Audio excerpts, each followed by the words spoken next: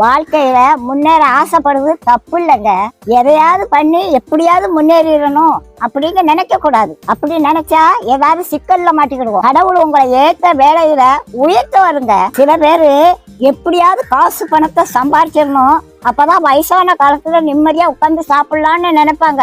வயசான காலத்துல காசு பணம் எல்லாம் இருக்கும், ஆனா ஒன்னும் அனுபவிக்க முடியாது. பாட்டி வீட்டுல ஒரு எலி ரொம்ப நாளா தொண்டை பண்ணிக்கிட்டு இருந்தது. அதை எப்படியாவது பிடிச்சிடணும்னு கூண்டுக்குள்ள ஒரு தேங்காய் துண்டை குத்தி வச்சேன். ஒரு 9 மணிக்கு சத்தம் கட்டுச்சு, எலி மாட்டிக்கிட்டுச்சு. சரி இருக்கட்டும், காலையில எந்திரிச்சு காட்டு பக்கத்துல கொண்டு திறந்து விடுவோம் அப்படின்னு நினைச்சு தூங்கிட்டேன். காலையில பார்த்தா எலி உள்ளதான் இருந்துச்சு.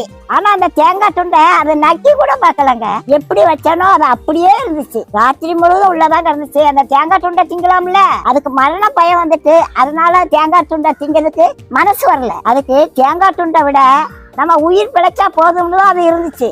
அதே மாதிரிதாங்க காசு பணத்தை சேர்த்து வச்சாங்க. கடைசி காலத்துல ஒன்னையும் அனுபவிக்க மாட்டாங்க. லட்டை பார்த்த உடனே வாயில எச்சி வரும், ஆனா டாக்டர் சொன்னது ஞாபகத்துக்கு வரும், லட்டை தின்றாத சுகர் ஏறி போயிரும் அப்படின்னு சொல்லியிருக்காங்க. ஆசைப்பட்ட ஒரு லட்டை திங்க முடியல, காசு பணம் இருந்து என்ன செய்ய? கடவுளோட ஆசீர்வாதம் இருந்துச்சுன்னா கடைசி வரைக்கும் நல்லா சாப்பிடலாங்க. நாளைய தினத்தை குறிச்சு கவலைப்படாதீங்க. அந்தந்த நாளைக்கு அந்தந்த நாளோட பாடு போதுங்க. இன்னைக்கு சாப்பாடு கொடுத்த கடவுள் நாளைக்கு சாப்பாடு கொடுப்பாரு. நீதி நேர்மை உண்மை உத்தமமா மட்டும் வாழுங்க. கடவுள் ஒரு நாளும் உங்களுக்கு ஒரு குறையும் வைக்க மாட்டாங்க. நம்ம எப்படி சம்பாதிக்கோங்கிறத கடவுள் பார்த்துக்கிட்டே இருக்காருங்க.